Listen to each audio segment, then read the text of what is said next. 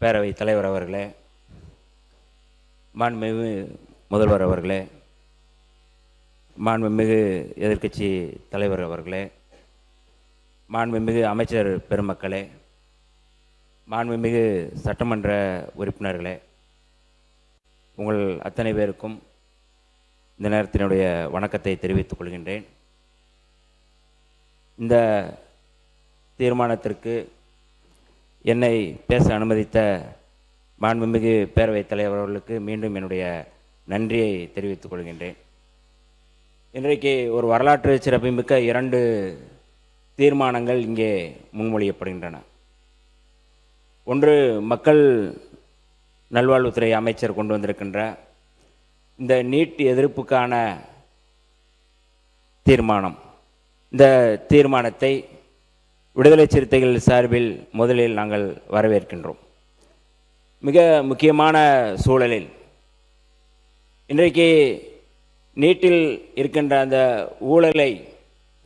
ஊழல் மட்டும்தான் பேசப்பட வேண்டும் என்று சொல்லி டெல்லியிலே மடைமாற்றம் செய்கின்ற அந்த சூழலில் நீட்டே கூடாது என்பதுதான் தமிழ்நாட்டுடைய நிலைப்பாடு. நீட் ஒரு உயிர் கொல்லி என்பதை இன்றைக்கு மக்கள் நல்வாழ்வுத்துறை அமைச்சர் கொண்டு வந்திருக்கிற இந்த தீர்மானத்தை முழு மனதாக விடுதலை சிறுத்தைகள் நாங்கள் வரவேற்கிறோம், பாராட்டுகின்றோம். அடுத்த தீர்மானம் மிக முக்கியமான தீர்மானம், FCRA என்று சொல்லக்கூடிய இந்த தீர்மானம். மாண்புமிகு பள்ளிக்கல்வித்துறை அமைச்சர் கொண்டு வந்திருக்கிற இந்த தீர்மானத்தை முதலில் விடுதலை சிறுத்தைகள் மனதார வரவேற்கிறோம், பாராட்டுகிறோம், வாழ்த்துகின்றோம். நேற்றைக்கு தான் நான் மாண்புமிகு பள்ளிக்கல்வித்துறை அமைச்சர் பேசும்பொழுது, நேற்றைக்கு தான் கிறிஸ்தவ ஆயர் பெருமக்கள், சிறுபான்மை பிரதிநிதிகள் எல்லோரும் வந்து மாண்புமிகு முதல்வர் அவர்களை சந்தித்து இந்த சட்டம் குறித்த ஆபத்தை தெரிவித்தார்கள். அவர் நேற்று தான் சொன்னார்கள், ஆனால் இன்றைக்கு உடனடியாக தீர்மானம் இங்கே கொண்டு வந்திருக்கிறது. விவிலியத்திலே சொல்வார்கள், தட்டுங்கள் திறக்கப்படும் என்று சொல்வார்கள், கேளுங்கள் கொடுக்கப்படும் என்று சொல்வார்கள். இன்றைக்கு அந்த கிறிஸ்தவ பிரதிநிதிகள் வந்து சொன்ன உடனே அவர் தட்டிய உடனே திறந்திருக்கிறது. இந்த தீர்மானம் மிக சிறப்பான தீர்மானம். இந்த தீர்மானம் வெறும் சிறுபான்மை மக்கள் பாதுகாப்புக்கான தீர்மானம் மட்டுமல்ல, அல்லது தமிழர் பாதுகாப்புக்கான தீர்மானம் மட்டுமல்ல, புரட்சியாளர் அம்பேத்கர் யாத்து தந்த அரசியலமைப்பு சட்டத்தின் மாண்பை பாதுகாக்கக்கூடிய தீர்மானம் என்ற அடிப்படையில் முதலில் இதை நான் வரவேற்கிறேன். இதில் கூடுதலாக நான் சில செய்திகளை சொல்ல மாண்புமிகு பேரவைத் தலைவர் எனக்கு அனுமதி தருமாறு கேட்டுக்கொள்கின்றேன். ஒன்றிய பாஜக அரசு முன்வைக்கும் ஒவ்வொரு திருத்த மசோதாவுக்கு பின்னாலும் புரட்சியாளர் அம்பேத்கர் வகுத்தளித்த அரசியலமைப்பு சட்டத்தை பலவீனப்படுத்த வேண்டும், இந்நாட்டின் மண்ணின் பூர்வீக குடி மக்களான ஒடுக்கப்பட்ட பிற்படுத்தப்பட்ட சிறுபான்மையினர் ஆகியோருக்கு அரசியலமைப்பு சட்டம் வழங்கியுள்ள உரிமைகளை நீர்த்து போக செய்ய வேண்டும் என்ற RSSின் 100 கால செயல் திட்டத்தை நடைமுறைப்படுத்துவதைத்தான் நோக்கமாக இருக்கின்றது. பாஜக எந்த திட்டம் கொண்டு வந்தாலும், இன்றைக்கு காலையில் எங்களுடைய தலைவர் எழுச்சி தமிழர் தொல்காப்பியன் திருமாவளவன் அவர்களோடு நான் உரையாடிவிட்டு இந்த FCRA திட்டம் குறித்து பேசும்பொழுது இன்றைக்கு அங்கே முன்மொழியப்படுகிறது நாடாளுமன்றத்தில். இதை விடுதலை சிறுத்தைகள் கடுமையாக நாங்கள் அங்கே எதிர்க்கின்றோம். இந்த தீர்மானம் முதலில் கொண்டு வந்திருப்பது என்னுடைய சார்பாக முதலில் வாழ்த்துக்களை தெரிவிக்குமாறு மாண்புமிகு முதல்வர் அவர்களுக்கு தெரிவிக்க சொல்லியிருந்தார். ஆகவே இந்த அவையிலும் மாண்புமிகு முதல்வர் அவர்களுக்கு எங்களுடைய தலைவர் சார்பில் நான் வாழ்த்துக்களை சொல்ல கடமைப்பட்டிருக்கிறேன். ஏன்னால் ஒவ்வொரு செயலுக்கு பின்னாலும் அந்த திட்டம் என்பது அரசியலமைப்பு சட்டத்தை நீர்த்து போக செய்கின்ற வகையில் தான் அவர்கள் செய்கிறார்கள்.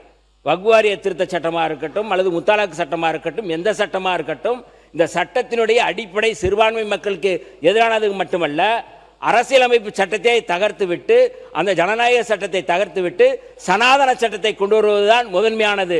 அந்த அடிப்படையில் தான் இதை நான் பார்க்க வேண்டியிருக்கின்றது. இஸ்லாமியர்களை 2ஆம் தர குடிமக்களாக தரம் பிரிக்கும் குடியுரிமை திருத்த சட்டம், பஞ்சாப் ஹரியானா மாநிலங்களில் வசிக்கும் சீக்கிய விவசாயிகளை குறிவைத்து 3 வேளாண் திருத்த சட்டம், இஸ்லாமியர்களின் வக்பு சொத்துக்களை கையகப்படுத்தும் வக்பு திருத்த சட்டம் ஆகியவற்றின் மூலம் ஒன்றிய பாஜக அரசின் நோக்கத்தை அந்த உள்நோக்கத்தை நாம் அறியலாம். அந்த வரிசையில் இப்போது கிறிஸ்தவர்களை குறிவைத்து வெளிநாட்டு பங்களிப்பு திருத்த மசோதாவை கொண்டு வருவதற்கு ஒன்றிய அரசு முனைந்துள்ளது. 1976ஆம் ஆண்டு அவசர நிலை அமலில் இருந்தபோதுதான் அன்றைய பிரதமர் அன்னை இந்திரா காந்தி அவர்களால் முதலில் வெளிநாட்டு பங்களிப்பு ஒழுங்குமுறை சட்டம் கொண்டு வரப்பட்டது. கடந்த 2010ஆம் ஆண்டு காங்கிரஸ் ஆட்சி காலத்தில் தான் முதலில் இந்த சட்டத்தில் திருத்தங்கள் கொண்டு வரப்பட்டன. அதுவரை FCRA சட்டத்தின் கீழ் பதிவு செய்து பெறப்பட்ட சான்றிதழை பயன்படுத்தி தொண்டு நிறுவனங்கள் அந்த சான்றிதழுக்கு காலவரையறை ஏதுமில்லாமல் செயல்பட்டு வந்தன. 2010ஆம் ஆண்டு தான் ஒவ்வொரு 5 ஆண்டுகளுக்கு ஒரு முறை புதிய பதிவை புதுப்பித்து சான்றிதழ் பெற வேண்டும் என்று திருத்தம் கொண்டு வரப்பட்டது.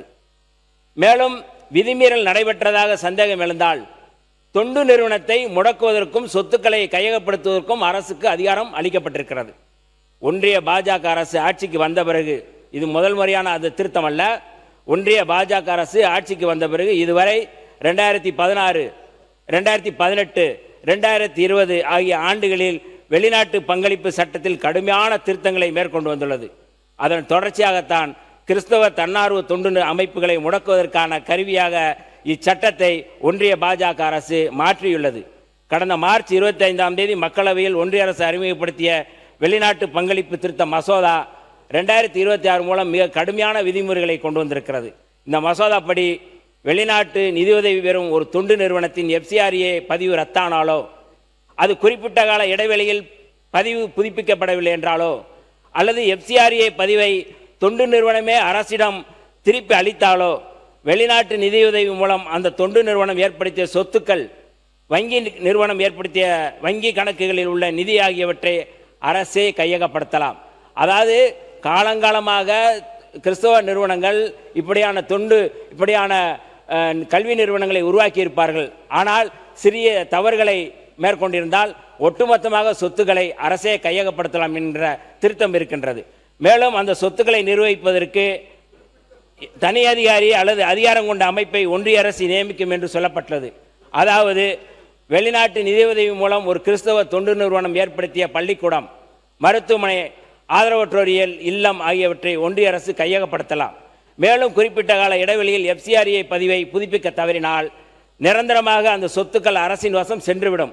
பின்னர் அவற்றை அரசு சொத்தாகவோ மாற்றவோ விற்கவோ ஒன்றிய அரசுக்கே முழு அதிகாரம் இருக்கிறது என்று மசோதா சொல்கின்றது. அது மட்டுமில்லாமல் ஒரு முறை வெளிநாட்டு நிதியுதவி மூலம் ஒரு மருத்துவமனை கட்டப்பட்டு பின்னர் உள்ளூர் நிதி உதவி மூலம் நிர்வகிக்கப்பட்டால் அந்த சொத்துக்காக FCRA பதிவை தொடர்ந்து பெற வேண்டும். இல்லை என்றால் அந்த மருத்துவமனையும் ஒன்றிய அரசை கைப்பற்றிக் கொள்ளும். வெளிநாட்டு நிதி பங்களிப்பு சட்டத்தின் அதிகாரப்பூர்வமான இணையதளத்தில், இதை மட்டும் நான் சொல்லி நிறைவு செய்ய விரும்புகிறேன், ரொம்ப முக்கியமானது. வெளிநாட்டு நிதி பங்களிப்பு சட்டத்தின் அதிகாரப்பூர்வ இணையதளத்தில் ஆகஸ்ட் 10ஆம் தேதி கணக்குப்படி நேற்றைக்கு 14,430 தொண்டு நிறுவனங்கள் FCRA சான்றிதழ் பெற்று செயல்பட்டு வருகின்றன. ஆனால் 22,496 சான்றிதழ்கள் ரத்து செய்யப்பட்டுள்ளன. 15,230 அமைப்புகளின் சான்றிதழ்கள் புதுப்பிக்கப்படாமல் காலாவதியாகிவிட்டதாக அறிவித்திருக்கிறார்கள்.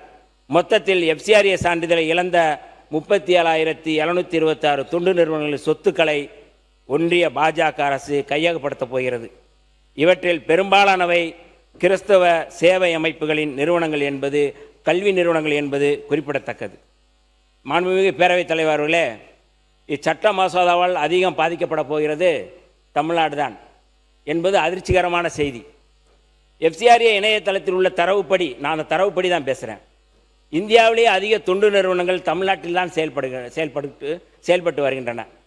இதற்கு முன்பு கூட மதுரையில் தொடர்ந்து செயல்பட்டு வந்து கொண்டிருக்கின்ற மக்கள் கண்காணிப்பகம் என்ற அந்த நிறுவனம் கூட இந்த FCRA சட்டத்திற்கு முன்பாகவே அது மிகவும் பாதிப்புக்குள்ளாகிறது.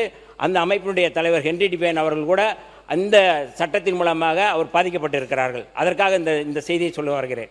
மொத்தம் 6,743 அமைப்புகள் உள்ளன தமிழ்நாட்டில். ஆனால் 2,100 அமைப்புகளுக்கு மட்டுமே FCRA பதிவு தரப்பட்டுள்ளது. 4,643 அமைப்புகளின் பதிவுகள் ரத்து செய்யப்பட்டுள்ளன அல்லது காலாவதியாகிவிட்டதாக அறிவிக்கப்பட்டிருக்கிறது. இத்தகைய கொடூர சட்டத்தை தான் ஒன்றிய பாஜக அரசு கிறிஸ்தவர்களை குறிவைத்து கொண்டு வந்துள்ளது. நேற்று இந்திய அளவில் ஆகஸ்ட் 10 கருப்பு நாளாக கிறிஸ்தவர்கள் வருடந்தோறும் கடைபிடித்து வருகின்றனர். 1950ஆம் ஆண்டு ஆகஸ்ட் 10ஆம் தேதி குடியரசுத் தலைவர் ராஜேந்திர பிரசாத் பிறப்பித்த ஆணையின்படி இந்து மதத்தை தவிர வேறு மதங்களை பின்பற்றும் எந்த ஒரு நபரையும் தலித் இனத்தவராக கருத முடியாது. இதன் மூலம் கிறிஸ்தவ மதத்தை தழுவிய தலித் சமூகத்தைச் சேர்ந்தவர்கள் தலித் சமூகத்துக்கான இடஒதுக்கீட்டு, சட்ட பாதுகாப்பு உள்ளிட்ட எந்த உரிமையும் பெற முடியாது. இது தொடர்பான வழக்குகள் பல 10 ஆண்டுகள் நீதிமன்றத்தில் உள்ளன. இதற்காக அமைக்கப்பட்ட ஒன்றிய அரசின் நீதிபதி KG பாலகிருஷ்ணன் ஆணையமும் காலம் கடத்தி கிடக்கிறது. இந்த பின்னணியில்தான் நேற்றைய கருப்பு தினத்தை கிறிஸ்தவர்கள் அனுசரித்து வந்து கொண்டிருக்கிற இந்த சூழலில் இன்று கிறிஸ்தவர்களுக்கு எதிராக, சிறுபான்மை மக்களுக்கு எதிராக, சிறுபான்மை இனத்துக்கு எதிராக ஒன்றிய பாஜக அரசு கொண்டு வர துடிக்கும் கருப்பு சட்டத்துக்கு எதிராக நமது அரசு, வெற்றி அரசு கொண்டு வந்துள்ள இந்த தனித்த தீர்மானம் வரலாற்று சிறப்புமிக்க முக்கியத்துவமான தீர்மானமாக நான் கருதுகின்றேன். இதற்காக முழுமையாக பாராட்ட வேண்டிய தேவை இருக்கின்றது. ஒன்றிய அரசால் குறிவைக்கப்படும் சிறுபான்மையினரோடு அவர்களின் நலன்களை பாதுகாப்பதற்கு நாங்கள் இருக்கிறோம், இதோ நமது அரசு இருக்கிறது என்பதை அழுத்தம் திருத்தமாக இந்த தீர்மானம் சொல்கின்றது. ஜெர்மானிய பாதிரியார், லுத்ரன் பாதிரியார் மார்ட்டின் நிமோல்லர் ஒரு புகழ்பெற்ற கவிதையோடு நான் என்னுடைய உரையை நிறைவு செய்ய விரும்புகின்றேன். முதலில் அவர்கள் கம்யூனிஸ்டுகளுக்காக வந்தார்கள், நான் பேசவில்லை, ஏனெனில் நான் கம்யூனிஸ்ட் இல்லை. பின்னர் அவர்கள் சோசலிஸ்டுக்காக வந்தார்கள், நான் பேசவில்லை, ஏனென்றால் நான் சோசலிஸ்ட் இல்லை. பின்னர் அவர்கள் தொழிற்சங்கவாதிகளுக்காக வந்தார்கள், நான் பேசவில்லை, ஏனென்றால் நான் தொழிற்சங்கவாதி இல்லை. பின்னர் அவர்கள் யூதர்களுக்காக வந்தார்கள், நான் பேசவில்லை, ஏனென்றால் நான் யூதன் இல்லை. பின்னர் அவர்கள் எனக்காக வந்தார்கள், எனக்காக பேச யாரும் மிஞ்சவில்லை என்று அந்த கவிதை சொல்கிறது. மாண்புமிகு பேரவைத் தலைவர் அவர்களே, இந்த கவிதையினுடைய நோக்கத்தை, இந்த கவிதையினுடைய ஆபத்தை உணர்ந்து இந்த தீர்மானம் நிறைவேற்றப்பட்டிருக்கிறது. இது யாருக்காகவோ எழுதப்பட்ட கவிதை அல்ல, நமக்காக எழுதப்பட்ட கவிதை. நேற்றைக்கு வக்ஃப் வாரிய திருத்தச் சட்டம் கொண்டு வரும்போது எல்லோரும் அமைதியாக இருந்தார்கள், கிறிஸ்தவர்கள் உள்ளிட்ட எல்லோருமே அமைதியாக இருந்தார்கள். இன்றைக்கே கிறிஸ்தவர் சிறுபான்மை மக்களுக்கு எதிராக இந்த தீர்மானத்தை முன்மொழிந்திருக்கும் போது இந்த நாடு அமைதியாக இருந்தால் நாளைக்கு என்ன வேண்டுமானால் நடக்கும். அந்த வகையில் இந்த வரலாற்று சிறப்புமிக்க இந்த தீர்மானத்தை கொண்டு வந்திருக்கிற இந்த அரசுக்கும், நம்முடைய மாண்புமிகு முதல்வர் அவர்களுக்கும், மாண்புமிகு பள்ளிக்கல்வித்துறை அமைச்சர் அவர்களுக்கும் என்னுடைய நன்றியை தெரிவித்து இந்த தீர்மானத்தை வரவேற்கிறேன். வாழ்க புரட்சியாளர் அம்பேத்கர், வெல்க அரசியலமைப்பு சட்டம் என்று சொல்லி நிறைவு செய்கிறேன். நன்றி, வணக்கம். மாண்புமிகு